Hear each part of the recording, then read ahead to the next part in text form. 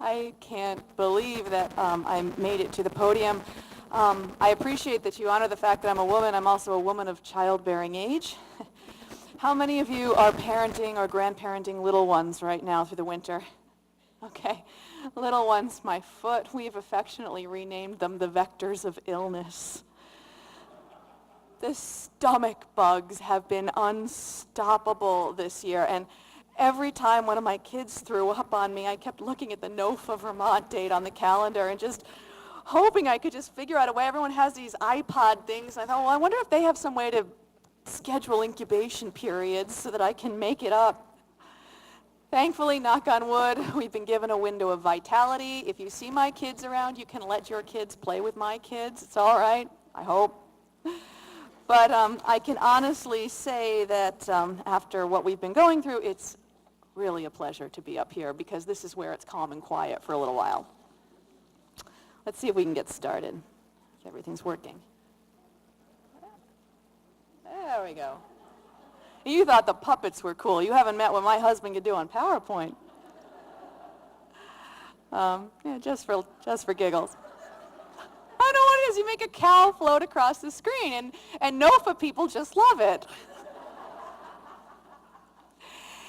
Anyhow, I keep looking around at the conference programs, and I see 2011 on the front of it, and I just can't believe it because 2011 marks the 10th year since the completion of my PhD at Cornell, and my family's still marveling at how that ever happened.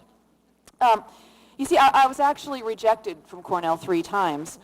A more sensible person might have gone on someplace else, but you know, there's nothing that a little bit of persistence and coercion can't resolve. And I received a great education there. There wasn't a sustainable agriculture and community development program per se, but I was able to create my own, and I had some terrific professors and some extraordinary classmates.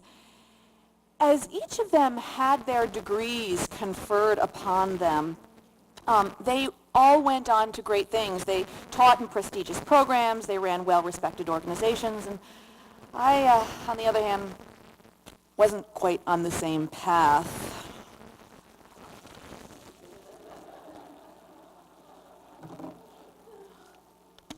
Yes, it really is on my door there. That was my husband's graduation gift for me. But what I did is I left everything on my desk. I went back to my family's farm, and I wrote a cookbook. Now, I'm sure there are a few professors still back there who might be shaking their heads about that one. I've often wondered if some of them felt that their education was lost on me, and it wasn't. I simply could not learn about sustainable agriculture and community development and then turn my back on my family farm and my community life. I began writing essays extolling the virtues and pleasures of rural self-reliance, but I felt compelled to throw most of my energy into writing what became the Grassfed Gourmet cookbook. I wrote it because I thought that at the time, one of the biggest obstacles to the viability of small grass-based farms was that potential customers were afraid to come and buy from us.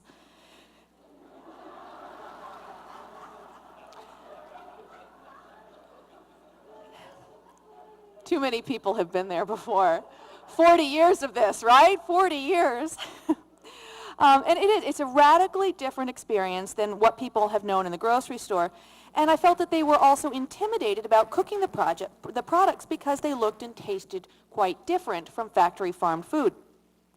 In the process of trying to sell my cookbook manuscript, I wound up alienating several potential publishers. The book made them uncomfortable. Unwittingly, I had done something that seemed natural to me, but was patently bizarre and potentially horrifying to mainstream America. I wrote the cookbook through the eyes of a farmer, and not from the perspective of a chef or another food expert. Americans had grown accustomed to thinking about meat as products of grocery stores and not of living, walking creatures. Thus, the Grass-Fed Gourmet was the first book in the present day to connect real living animals with in-home cooking. From my own perspective, I just couldn't fathom how you could learn to properly prepare a steak without first understanding what part of the animal it came from, and then what kind of life that animal may have had, which would impact the muscle integrity, the tenderness, the flavor, and the marbling of that cut. Grassfed Gourmet, when it was finally released, contained not a single picture of a piece of meat. All the images were of animals roaming in pastures and of the farmers working with them. Incidentally, while I was writing the Grassfed Gourmet, I got pregnant. Thus, during the early years of promotion when the book was released, I often had a baby either strapped to my back or sleeping somewhere close by, and that led many people who observed my open connections between farm animals and food to ask me how I intended, someone knows this life, how I intended to deal with raising a child and explaining to her about how life and death worked on a farm. You know, I don't know, probably the same way that every other farmer who's had a kid has done. That was one of our methods. Start them early. Start them early.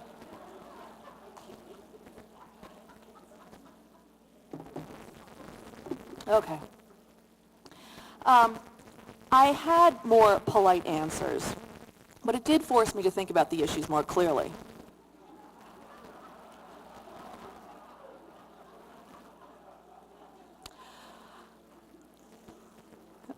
Okay.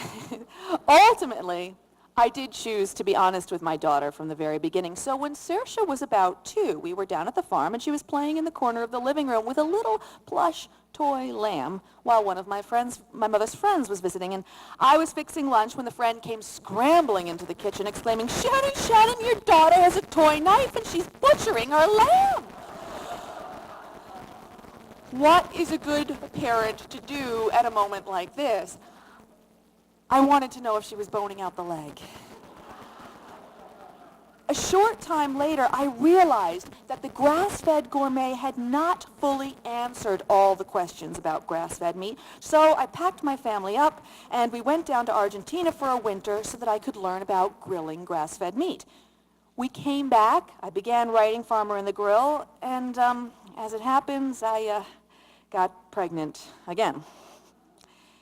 My husband, who never even planned on having children, began to suspect that there was a connection between cookbooks and pregnancy. I've assured him that there were probably some other intervening factors. But nevertheless, to be safe, Radical Homemakers didn't contain a single recipe, and I am writing a 3rd cookbook, and we're being very careful. Anyhow, I was kind of curious about how child number 2, Ula, would deal with the whole livestock processing issue. And she's 3 now, and wouldn't you know it, the summer before last, she was found with the same toy knife on the same spot on the living room floor with the same toy lamb. She was cutting it between the 12th and the 13th rib. Not even 3 years old, and she's already thinking about yield grade. You know, as farmers, we can never be sure about whether our children are going to choose to follow in our footsteps, but I must say that as a parent, I'm very hopeful.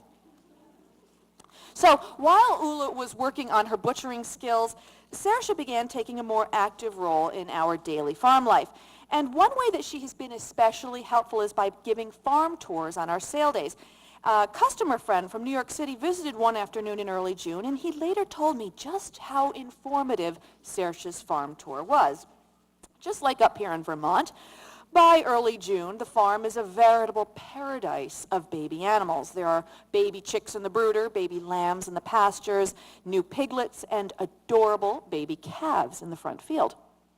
So Saoirse led our friend, his name is Jayed, around the farm, showing him the brooder, the processing shed, then walking him out to the back field to see the new lambs. Realizing that none of these babies could be pet, Jayed took an interest in the calves in the front field who were tame because they were being hand-fed. So, let's go see the baby calves, he exclaimed. Saoirse nodded politely, then continued her tour in a way that made sense geographically, working her way back from the farthest field, stopping to introduce him to the guard llamas and then to Trill, the milk cow. All the while, J-Ed was fixated on those calves. You know, this is great, Saoirse, but I'd really love to go and meet those calves. A poised child, Saoirse finally interrupted her lecture and stared at J-Ed head on. That's fine, J-Ed, we can do that. But I cannot introduce you to those calves until you clearly understand something. What's that? Those calves are real cows. Well, of course they're real cows. That's why I want to go see them. Do you think they'll let us pet them? Yes, J-Ed, we can pet them, but they are real cows. Well, sure, let's go. No, J-Ed, you need to understand we can pet them now, but they're going to grow up. And when they do, we have to kill them and eat them.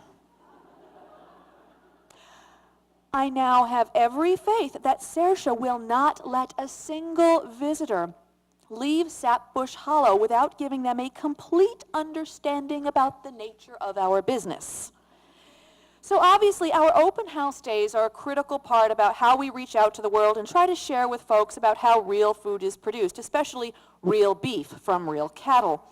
But another way that we attempt to educate is through our on-farm internship program. And of course, as many of you are aware, when it comes to the interns, we are just as likely to learn from them as they are from us. And this was particularly the case with one who came to the farm a few years back. Abby, that is not her real name, was an accomplished young woman who moved in and began her internship in November of 2008, while Bob, the girls, and I were taking the train cross-country to interview people for Radical Homemakers. Now, as you might recall, November 2008 was a very interesting month. It followed the serious economic collapse of September and October, and it heralded the coming of a new president. During this period, I became immersed in my research, which was to closely investigate families that were able to live ecologically balanced and fulfilling lives on a single income or less. And I came home absolutely ecstatic. Naturally, I was excited about the change in presidential administration. I love speaking in a blue state because I can admit that. But more importantly, after researching with all these families, I saw that the collapsed national consumer-based economy need not impact those people who were living ecologically sensible lives. When people had real domestic skills, whether it was farming, food preservation, home cooking, mending, the ability to create rather than buy their amusements and many of their needs, and the social skills to share and cooperate with others, they greatly reduced their impact on the planet, and they were economically secure. This was exhilarating to witness. Abby came from a different perspective. Her family lived in a Midwestern city, and her parents were panicking as their retirement savings withered away with the collapse of the consumer economy.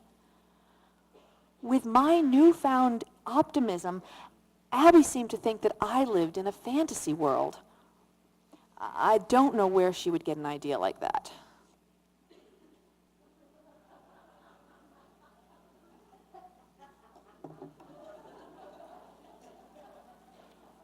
Yeah, that never happened. Good to plan, though. Good to plan. By the way, how could I be living in a fantasy world when I was the one who had the real cows? To give you some background, Abby had a professional degree but had found her vocation to be unfulfilling. She was lost, and she was testing the waters to see if she might enjoy farming. And her parents were flipping out. During the day, she would work with all of us on Sapbush Hollow Farm. She witnessed my father's pleasure in working with the livestock, my mother's joy in visiting with our customers and collecting their checks, the laughter and sass that went back and forth during meat processing, the happy chaos that ensued during family mealtime, and the quiet rest that filled the all-too-short winter months. At night, when she talked to her family on the phone, She listened to them worry about her future and endured admonishment for deviating from her career trajectory. After all, there is no money to be made in farming. Her parents had earned far more in their lifetimes than we ever could at Sapbush Hollow Farm, and furthermore, from